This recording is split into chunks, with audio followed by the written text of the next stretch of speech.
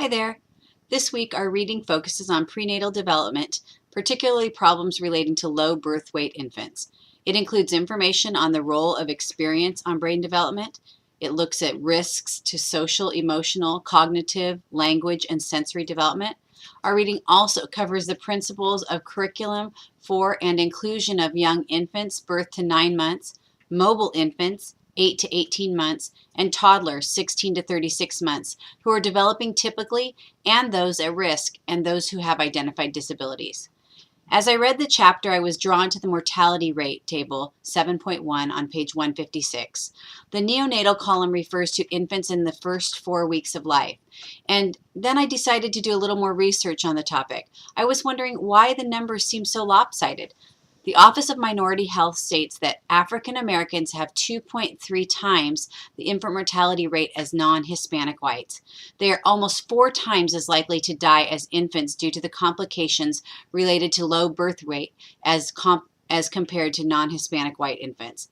African Americans had twice the sudden infant death syndrome mortality rate as non-Hispanic whites in 2009. Twice.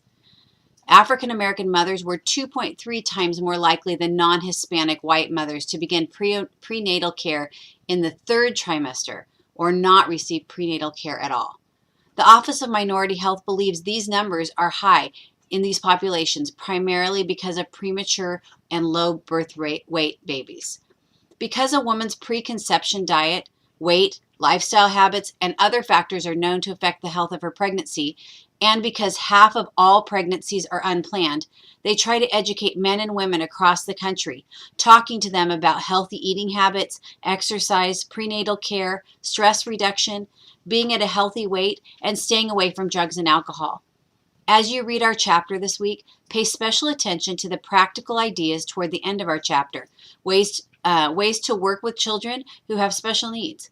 One thing I have noticed over the years is that many ideas that focus on working with children with special needs are also really appropriate for children without learning or developmental challenges. I'm not referring to adaptive equipment, of course, but many of the techniques are really best practices for all infants and toddlers.